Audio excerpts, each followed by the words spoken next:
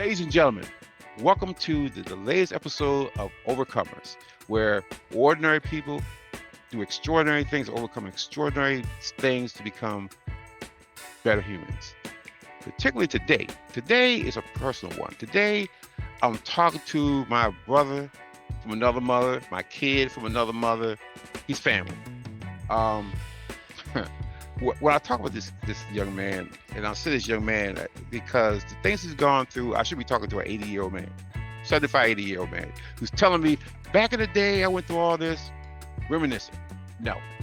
This young man I'm talking to today has gone through 2 bouts of cancer, a whole lot of other things he's gone through, and he's here today to tell you his story.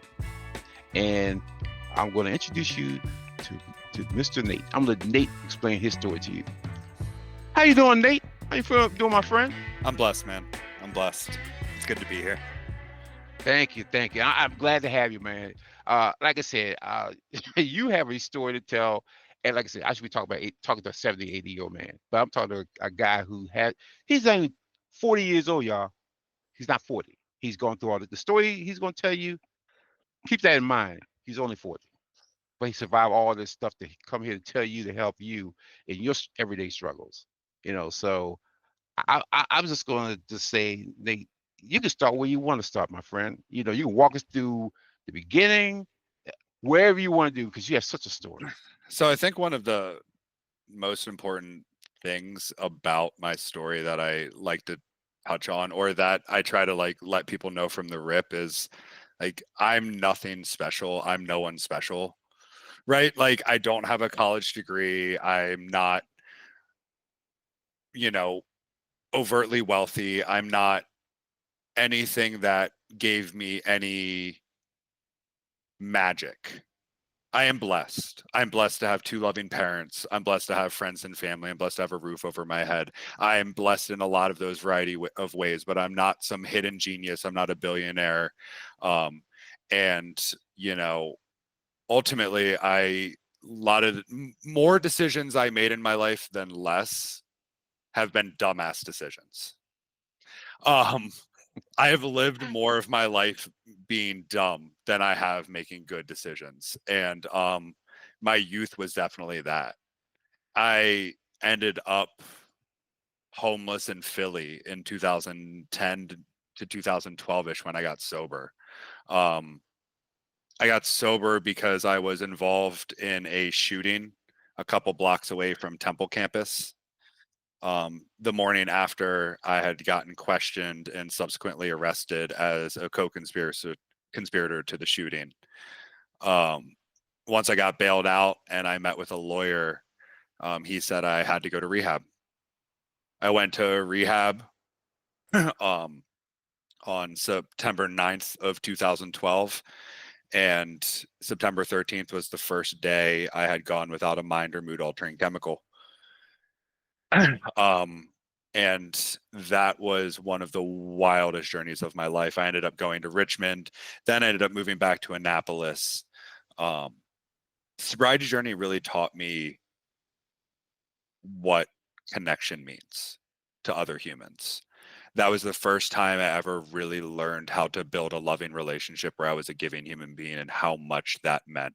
And that, I will say, that is something that has carried as a thread through my entire life. At this point, I'm 24.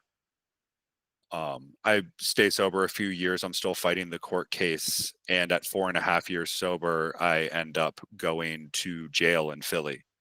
I plead guilty to 2 counts of first-degree aggravated assault, 2 counts of criminal conspiracy, a gun charge, a few other things. And I end up getting 11.5 to 23 months, which puts me in the city. So I end up doing 10.5 months in the city jail of Philadelphia.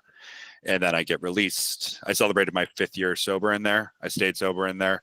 And I tried to just continue to try to be a helpful individual in there. What I really found was a sense of self-assurance and peace within myself in there. I was, you're alone. Mm-hmm. even every single conversation you have, you're alone. Even if you have a cellie, if you have friends.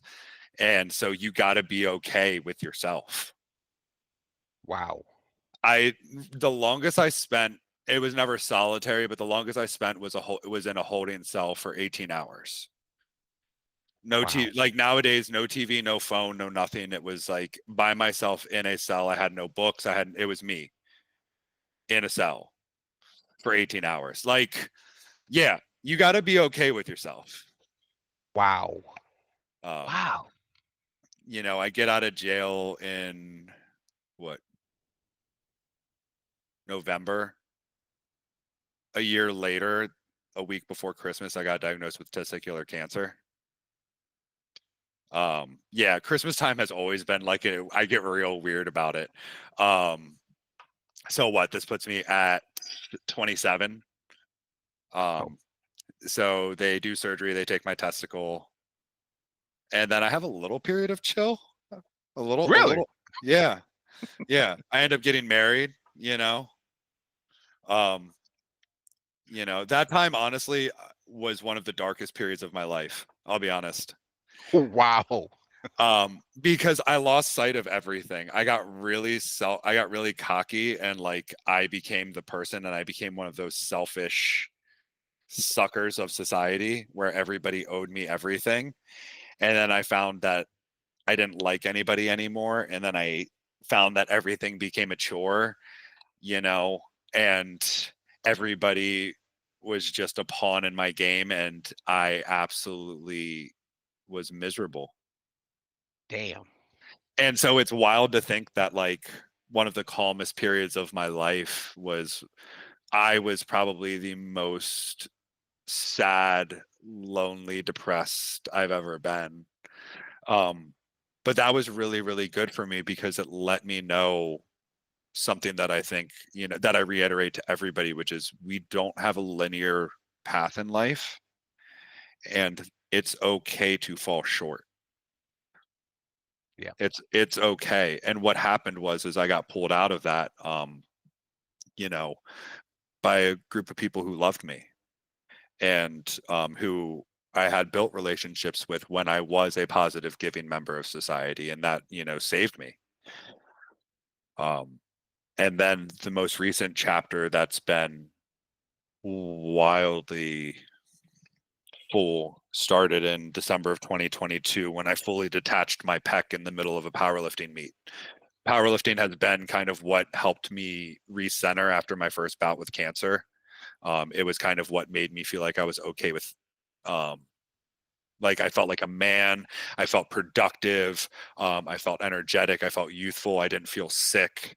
And that really helped pull me out of the dark spot that I was in. And it helped me start being able to give back and build a sense of community again. So that got taken from me. The second I got healed from that, I ended up divorcing my wife. Shortly after that, I had hip surgery for a torn labrum that started bothering me. And as I'm recovering from that, I end up with a second round of cancer. The cancer had come back. I finished chemo on December 3rd of last year, and am cancer free now. And it has, like you said, when I talk about it like that, I go, Jesus. I go, holy crap. Because I skimmed over a lot of the like glossy fun parts, like the haha fun parts, like Mm-hmm. when I get to travel the country on a bus, right? Or the fact Mm-hmm. that I've seen a jam band called Fish 101 times. Wow. You know what I mean? Like, so like it's not like my debaucherous teenage years were spent like I was traveling down to southern Florida and like eating exorbitant amounts of hallucinogenic drugs in a field, and my mom had no idea where I was. Wow. So I skipped over a lot of that chock full stuff, but like that didn't really teach me many lessons. But I do think it's important to note, because the other thing is like I will say, like, I've met people and I've had these moments where I say, well, how did we get here? How did we get here? Because it was fun. Because for a really long time it was fun. Mm-hmm. If me being a debaucherous kid wasn't fun, I wouldn't have done it for so long. Right. And I That's mean, true. and that is a bigger lesson in life, right? Like we look at like our fitness levels, right? As a trainer, I think about that. We look back, how did we get this bad? Because it tastes good. Mm-hmm. Because Yep. Taco Bell objectively tastes really good and it's really easy to overeat. Like, That is and true. so like giving yourself a little grace when you look back and you're like, how did we get here? Like, so that is an important thing to touch on in my story is like, yeah, I'm really stubborn, I'm really hard-headed, and I use that as a positive thing now, but like that definitely had me chasing fun for a number of years that I should have been growing up. But I would say this, Nate. Everybody who grows up go to the same thing. Some things a little more different. Your story is a little bit more unique than others, but we all go through it. We all do some crazy stuff that we're young. We don't think about repercussions. We don't think about down the road. We do it because it's fun. We Yeah, enjoy it. we're invincible. Yes, we dying, death, what sickness? And Oh the other thing I say all the time is like I didn't have consequences. Like the consequences weren't real, you no, know? Like no. I didn't end up locked up. I only got arrested once. I learned my lesson real quick. I mean, don't get me wrong. I got arrested for a litany of felonies and I had a $500,000 bail. So like I really messed up when I messed up. But Yes, that's what makes it easy is like there's no consequences. The first a- time or the second or the 10th. It and takes a long time. and that's the truth, and that's what a lot of people don't realize. They just think it never ends. Oh, ladies and gentlemen, it do end. Sometimes it ends before you even expect it to end, but it will end. And then the lesson is, what do you learn once it ends? Do you just regret it, or do you really learn from it? As Nate's telling you, you should learn from it because if you don't, he's fortunate because we all know that it could have gone a whole lot worse for him had he continued that particular path. Oh, So, I'm dead. I mean, if you replay my life 100 times, I don't know if there's anyone but me that makes it out alive. mm, Right? Like we're through it all. Through just the blessings of like finding the cancer early the first time. So all I had to do was surgery because I could have just not found it, you yes, know? To the only reason I found it the second time was because I had the hip surgery and I was having stomach problems. wow, Like so I could be dead there. I should be dead because like to be completely transparent about it, I was addicted to heroin and crack cocaine. That doesn't have 100% survival rate. I'm rolling the dice every time I shot up. And like I shouldn't be alive. And so like I had to grow. I had to change. And I think hmm the first step to that is being able to process it. It's not something that I shoved down. It's something that I had to face head on. yeah, you know, that's like one of the things about sobriety that that I get taught early is like issues you approach them. You don't hide, you don't shy away. You just attack it head on. Interpersonal, life, spiritual, physical. hmm Don't come to me and tell me your ankle hurts without telling me when your doctor's appointment is. So true. So And true. and I was taught that very early on. So that is how I was able to attack freaking all the other crap. And so I'm super thankful for I would nothing else would have existed without sobriety. And I don't say that to promote and say everybody needs to get sober. No, but it taught me the basic principles of like being giving, having faith, loving your neighbor, being humble.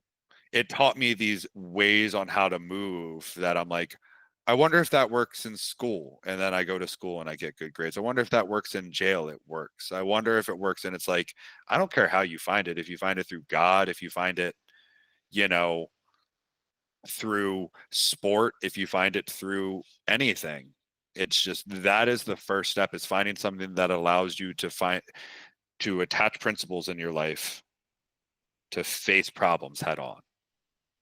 Before that, we can't talk about anything else. Right? We can't That's talk about true. how to attack the problem if you're not willing to attack it, because I see that so often. Yes, we are now, Nate, live in a world where everybody wants to think this is easy. They think, oh, if I take this pill, it solves the problem. If I do this, it solves the problem. If it does that, no.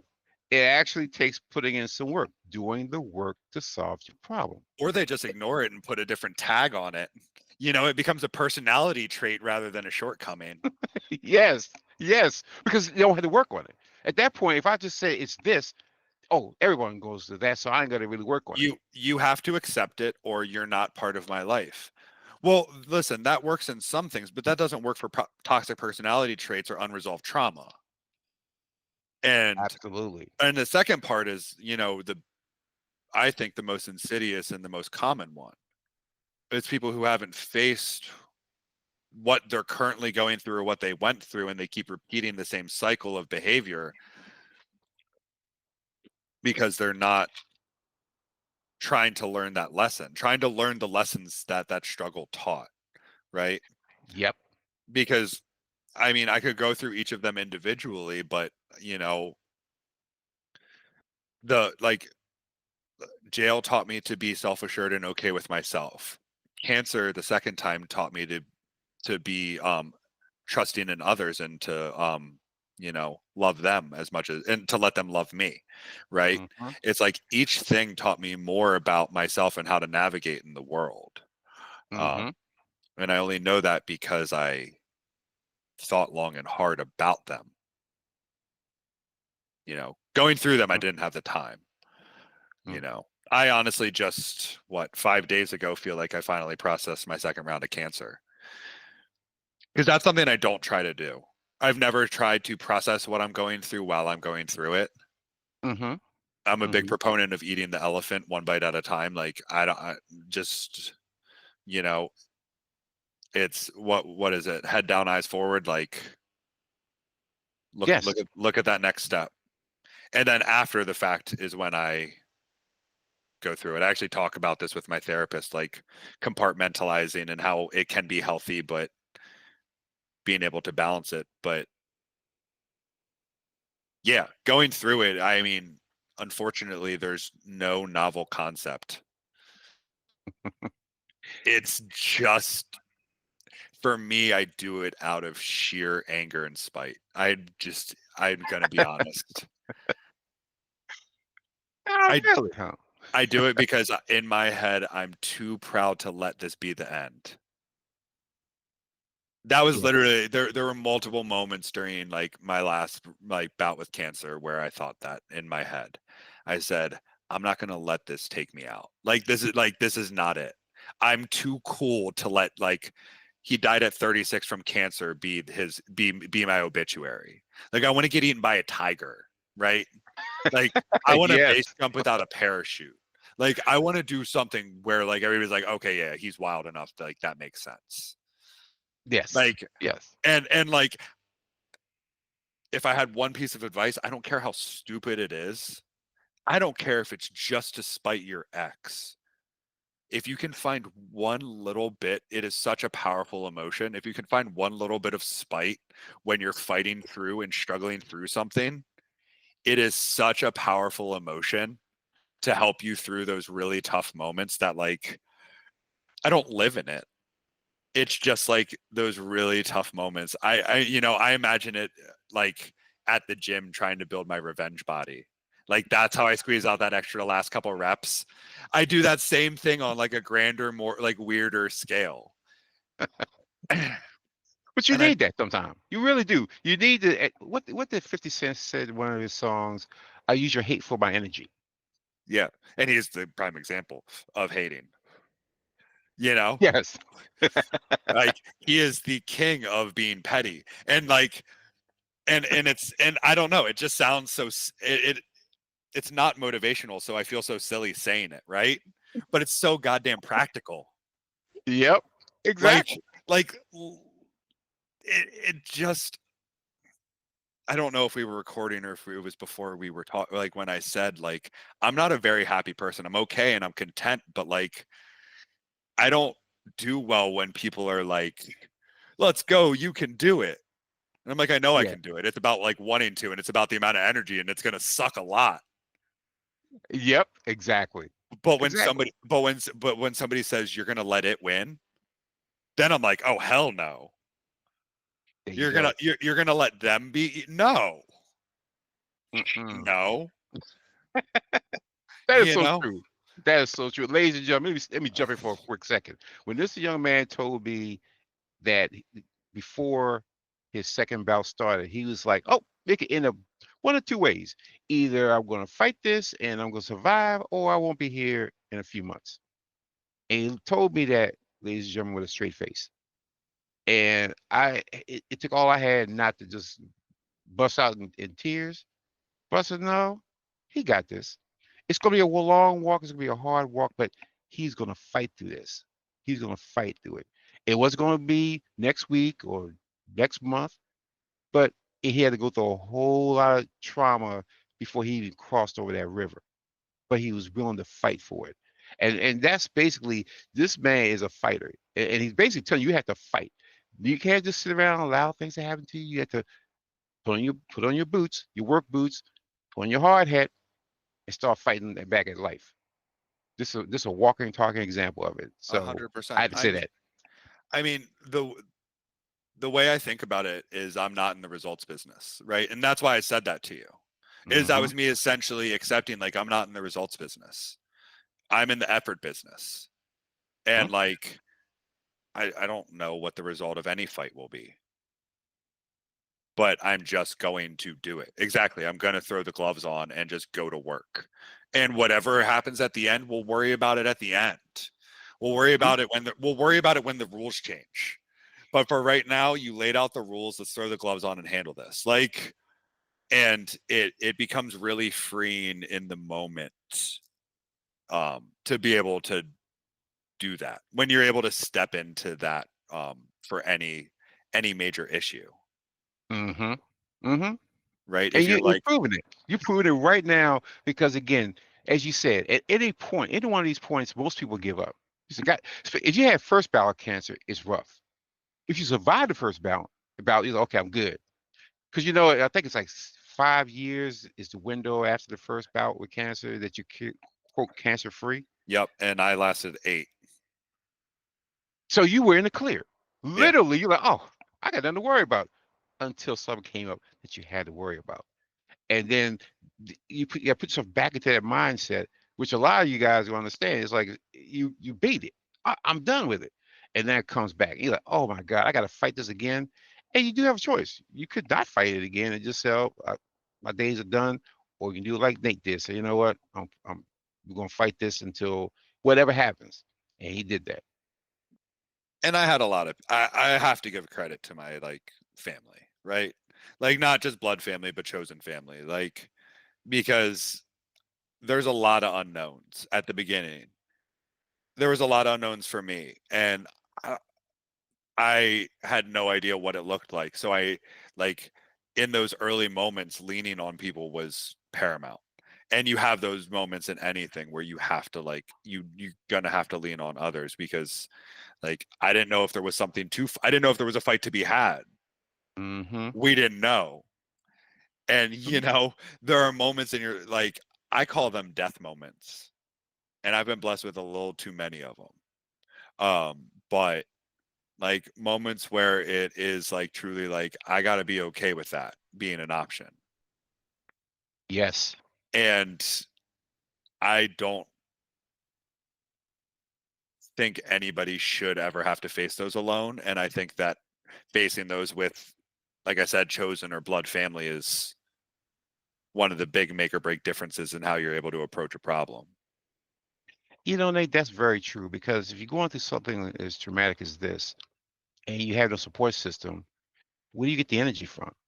Who motivates you? What's your purpose of living? Because if you're like, damn, I got cancer, and I don't see anybody who relatives, not relatives, family, not fellow friends, if they're not around me, then really, what the hell? I thought I meant more to people than this, because that was what I would think. Like, damn, I'm fighting cancer. I'm not fighting a toenail that broke. I'm not fighting, a broken finger. cancer. And if nobody can rally to me with cancer, then damn, what kind of person what kind? First, I asked, what kind of person am I? Because Yeah. if I'm that bad of a person, then they're like, well, fuck him. He died. He died. Like, wow, what the hell did I do with my life to deserve this? But if you know you're a good person and you still don't have people around you, you're like, okay, maybe the people I'm surrounded around really ain't my friends, and they're really showing me at this point. So that's another motivating factor. Ah, you think I'm going to die from this? No, no, no, no, no. I'm gonna survive just so I can tell your sorry asses that damn it, you weren't here for me for the fight, but I fought through this and survived, and now I know who you are, and I believe who you are, and I don't have to worry about me asking you about nothing or counting on you for nothing again. You show me who you are. Oh yeah. Oh, and I mean that actually is what's been driving me most recently. Because I'm like, I feel like such a petty individual, like publicly saying like all of this, but like it really is useful and true. But like I'm like, oh no, I'm gonna thrive. Like you knew me before, you left me during. Just wait till after. But it is truly so effective. It is such an effective method for me to like hone in those little moments where things get tough, because I mean ultimately like that's what we're talking about, right? Because there any long struggle, there's periods where it's easy, where we're like, this is a breeze. Absolutely, um absolutely. it's just, I mean, it's just those moments of doubt that really make or break people. Yes, yes, and again, a lot of people, like we talked about earlier, that a lot of people think they really have a lot of friends that support them. And I always say, hey, go through some things, and you'll see real quick if they're in for the long haul or they were just in to ride the coattail. Yeah. Because a lot of them understand that, like I said, they won't be able to help you the way they want to, but the thing is, you're there. The key is at least you're there. If they need help, need anything, you can reach out to them and know they're going to take care of you. Know they're going to try to do their best because they understand your struggle. They don't say, Yeah. "Oh, he got cancer. Yeah, he weak. Nah, why should I go get him food? All I got to do is get up, go to the refrigerator." Well, yeah, if he did have cancer, it would be no problem for him to get up and go to the damn refrigerator and cook, fix something for himself. And But you'd be he's amazed the tired. people that came out of the woodwork too, though, because there were people that fell off, but Mm-hmm. because like I had a lot of time to think. Mm-hmm. Um, so I'm sitting there and like I realized like kind of how I viewed it was like, what was our friendship? What was our relationship before? Mm-hmm. What is it now? Are you going above and beyond? Are you keeping it the same? Have you backed off? Like, what's that? So there were people where like we were not in the gym, right? Mm-hmm. That was our relationship. Mm-hmm. Who were DMing me twice a week, just saying, just checking in to see how you're doing. And I'm like, you don't know me from Adam, Mm-hmm. but you're taking time. Like, it's not like I posted something and they replied. They thought about me independent of me saying anything and just wanted to know how I was doing.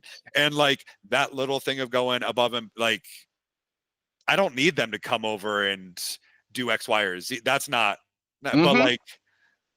but like also pay attention to the people who do those little things that are extra, that might not seem like a lot, but in the grand scheme of the relationship you have, like that, like you said, it lets you know who people are both ways. Because like I had an Mm-hmm. interpersonal relationship that taught me the Medea rule, which is when somebody shows you who they are, believe them.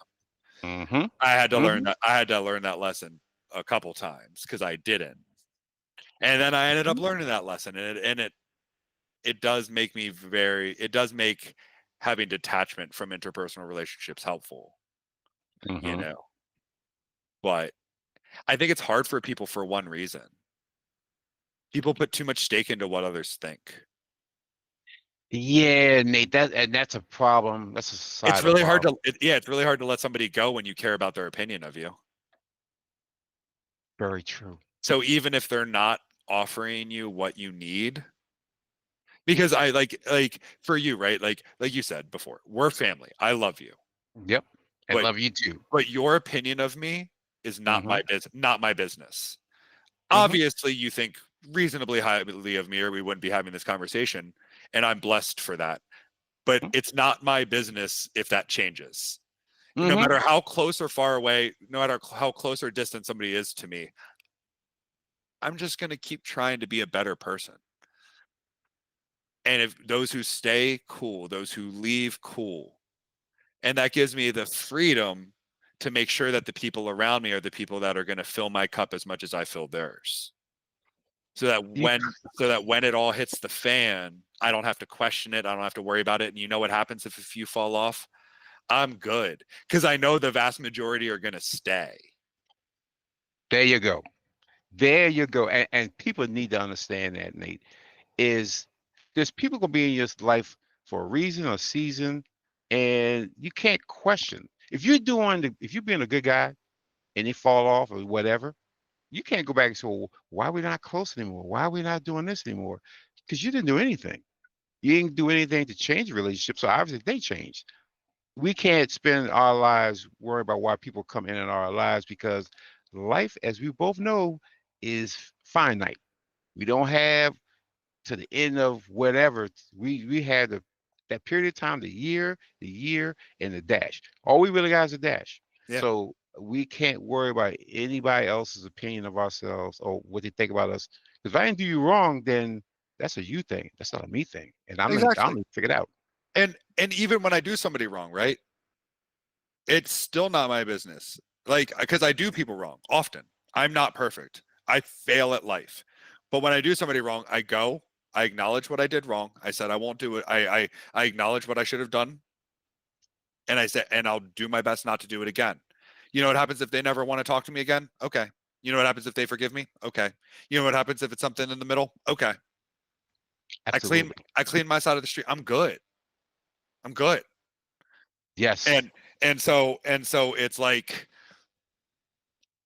regardless of like what I do, because I mess up a lot because my intentions are good, but my execution is bad.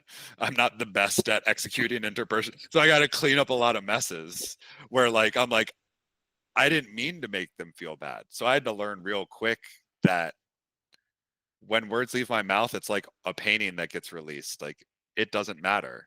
How you Hmm. interpret it is everything. So I'll clean my side of the street and keep it pushing. That's all you can do. That's really all you can do because we're humans. We're gonna make mistakes. We'll learn from them. And if you're not grown, and I go back to people who never grow up, uh, if you keep a child mentality or a childlike mentality in your adult life, you would never grow big enough to understand the lessons of life and how to truly grow in your life. A lot of people, by talking to them, like, that's so childish. Why the hell you think like this? But there's some issues they never dealt with and they chose not to deal with it. So rather than to not deal with it, just want to pass the crazies on to everybody else that they meet. I got nothing to do with that. Your parents should have raised you better. What could I tell you? And if Yeah. that's the case, you should have learn. If they didn't teach you something, you should say, okay, they didn't teach me that. Let me go ahead and learn this because the real learning happens after you leave your house, after you get over 18. That's when you truly learn and say who I should be and who I shouldn't be. And you have to put the work in. It's not one of those arbitrary things. You have to. Or else, how many people you know, Nate, every job they get fired. Every time they get a relationship, they break up. And who do they blame? The other person. Oh yeah. It's never me. It's them. At some point, if you look at your track record, you lose a whole lot of people based on what they did.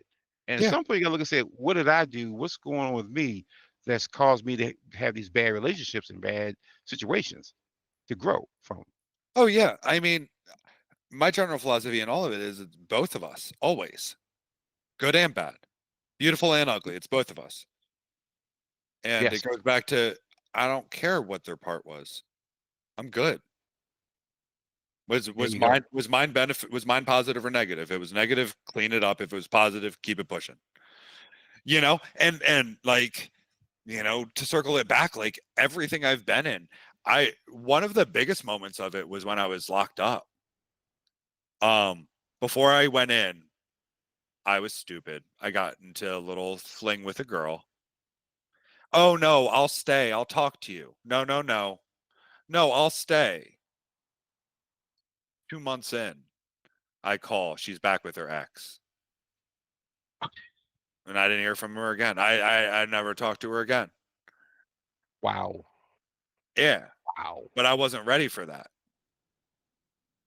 No. I wasn't okay regardless, because I wasn't okay regardless of what she said or what she did. And you learn real quick that you got to be, Yes, you have to be.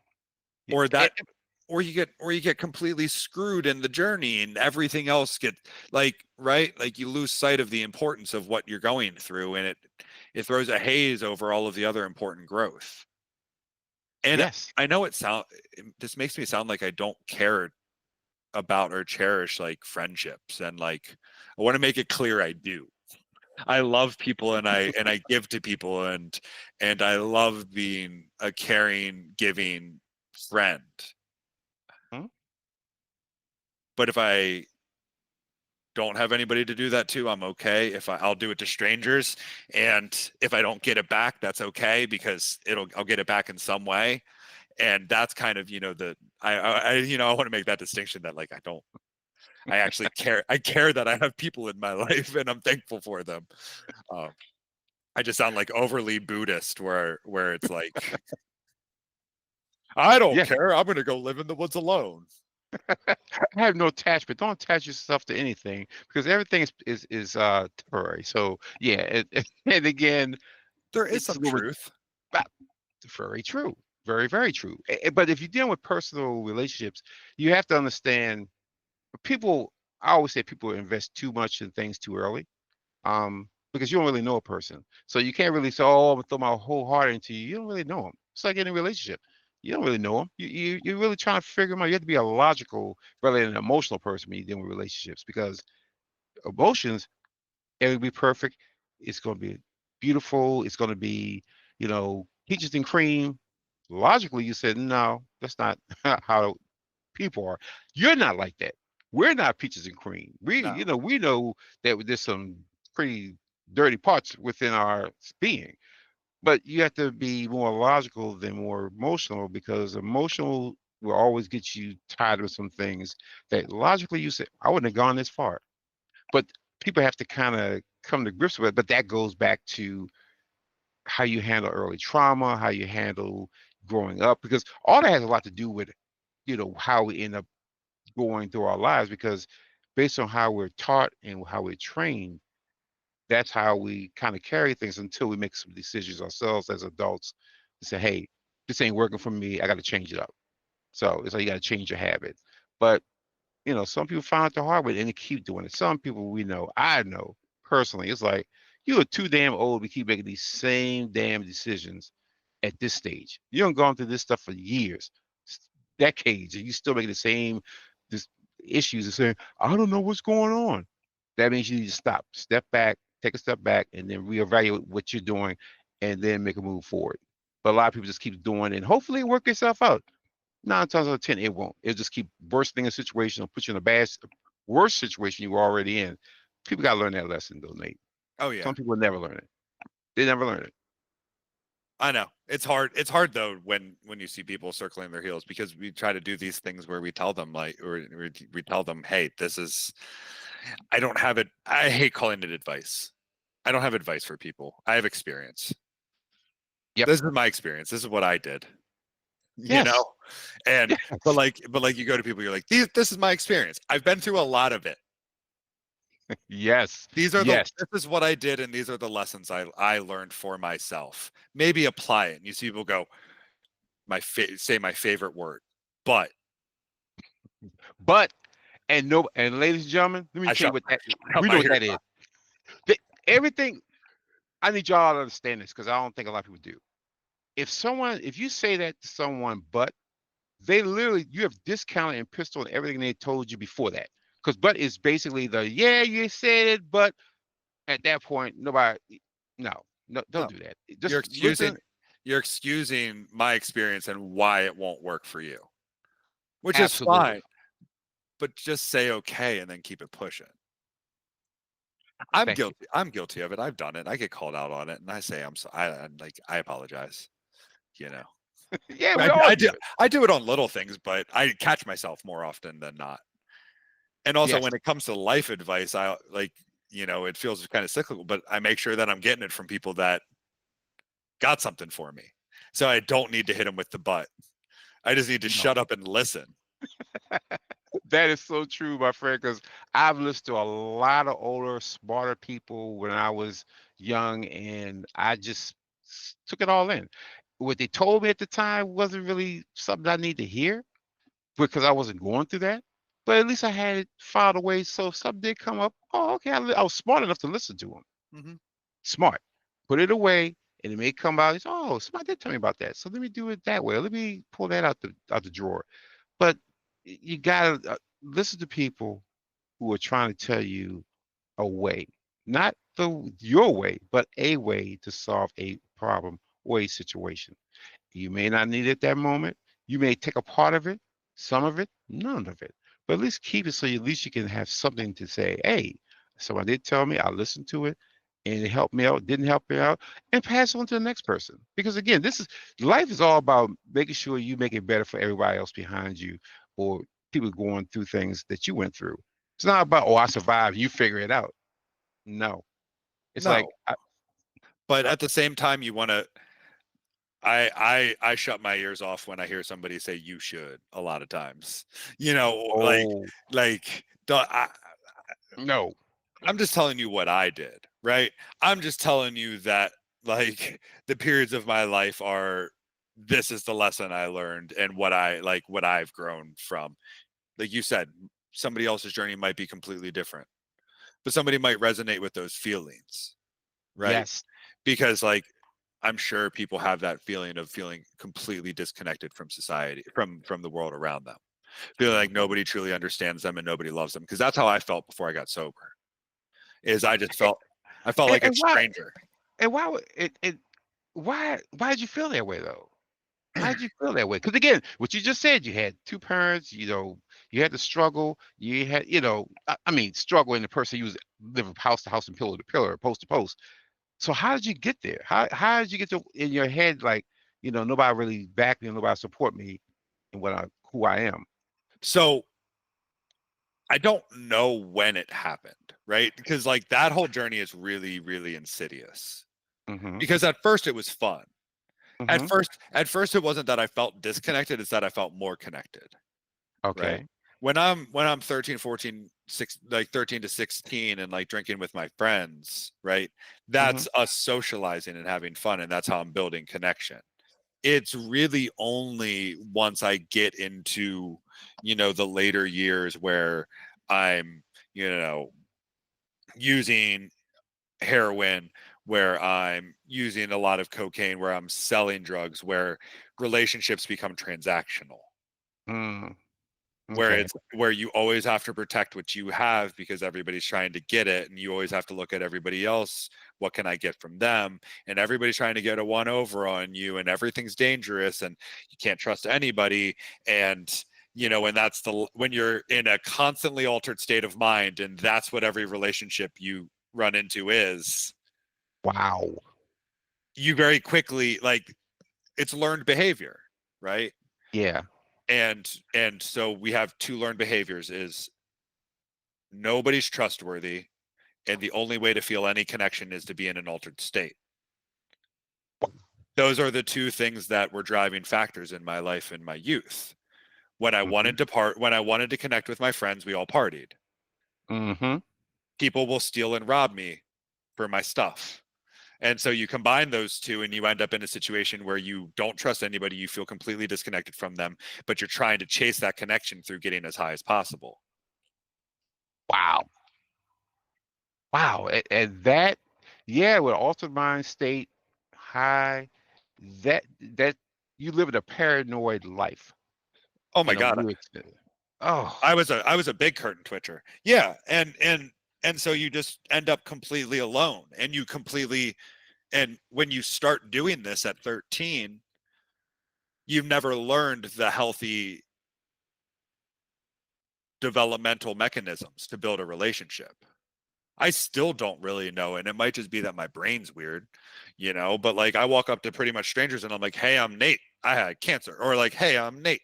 I went to jail." Or I just start openly sharing my life with people and mm-hmm. people think I'm a weirdo because of it a lot of times, but I end up attracting a lot of the weirdos who can, but that's neither here nor there. But yeah, then I had to relearn how to do that. Yeah. You have to learn that from the ground up, how to be a person. Wow.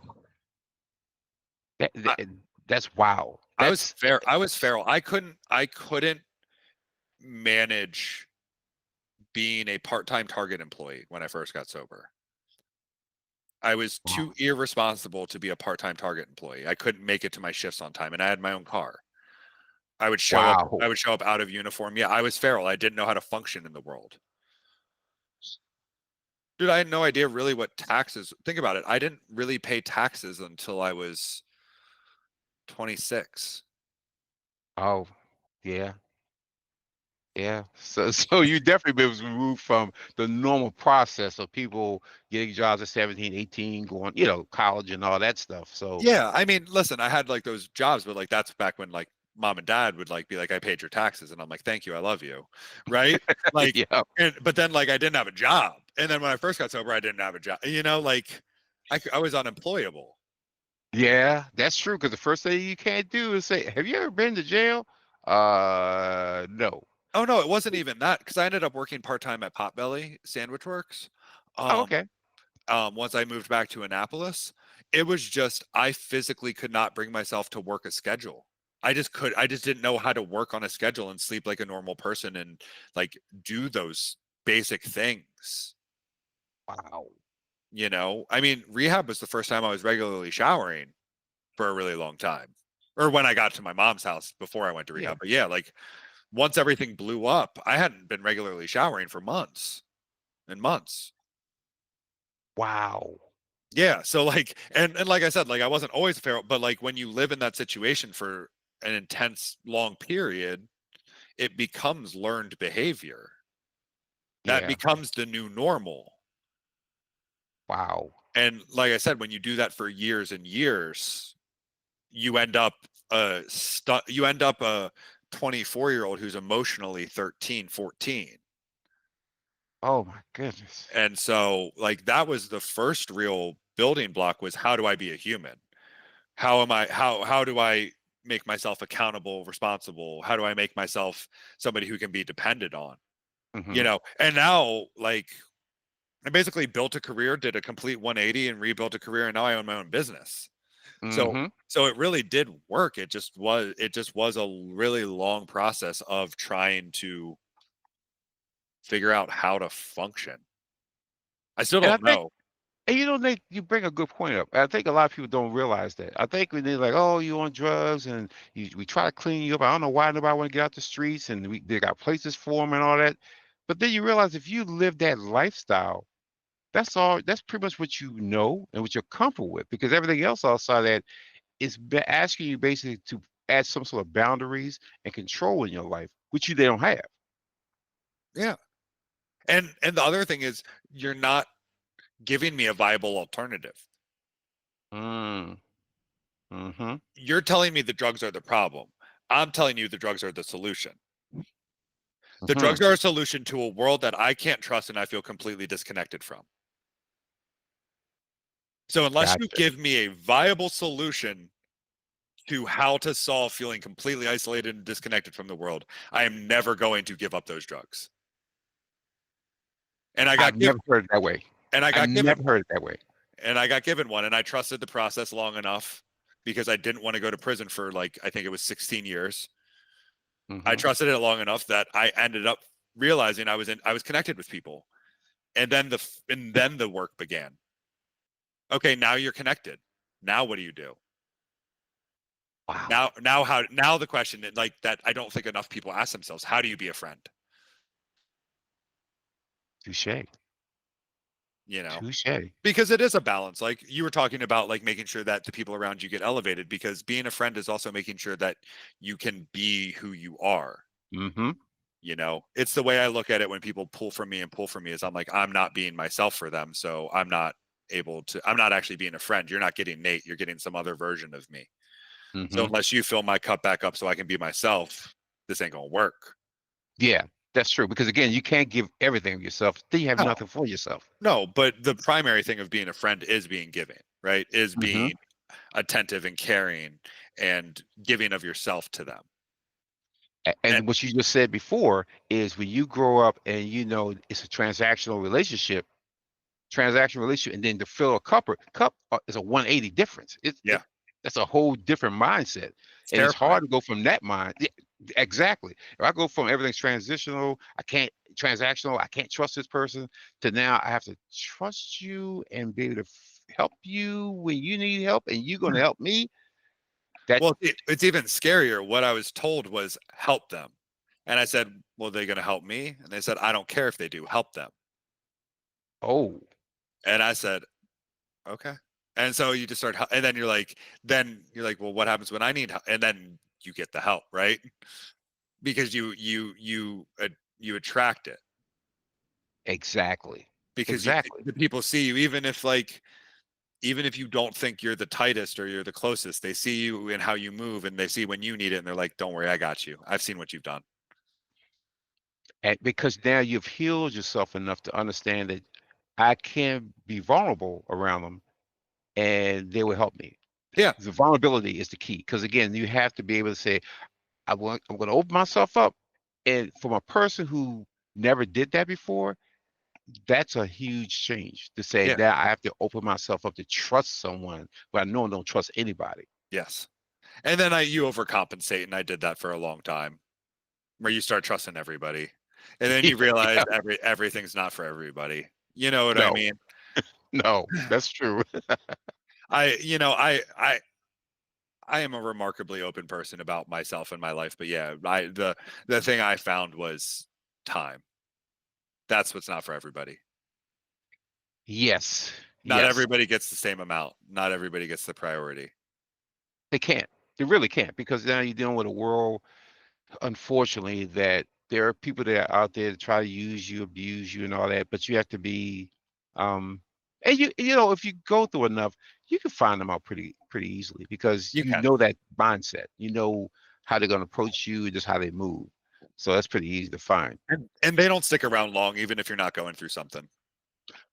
That's They true. don't, because they can't keep up the facade for very long. They can't That is keep very true. it's just like consistency for me is a pretty good thing. Love me or hate me, I'm gonna be me. Hmm. I'm pretty steadfast in my moods and don't really waver that much. And so like somebody's trying to manipulate rig the game and show me a face that isn't truly theirs, it's not going to work. And I'm gonna they wear it down. But a lot of that, like you said, comes from learning from all of the crap. yes, and you have went through enough crap to understand what you want now, and that's to me is the biggest thing. We're all gonna go through a lot of things, but in the end, what do you want to do with it? Do you want to use that as a cross to bear, like, oh, everybody's treating me bad and all? Yeah, nobody cares about that. You need to be able to enjoy your life as much as you can, learn from your lessons, but don't use that lesson as an excuse not to move forward and not to do better. Because that's a cop out. You basically say, I've given up on life because people hurt me. Yeah, people hurt people all the time. That's just a given. But you have to learn a lesson from that. And like I said, you've learned you've learned many lessons, my friend. And to end up at this point that and I want people to know what you're doing now, because we don't talked about your story. Now I want them to see life after you went through all the madness, and what you're doing right now, and how you're helping people, and what you're doing to make people's lives better.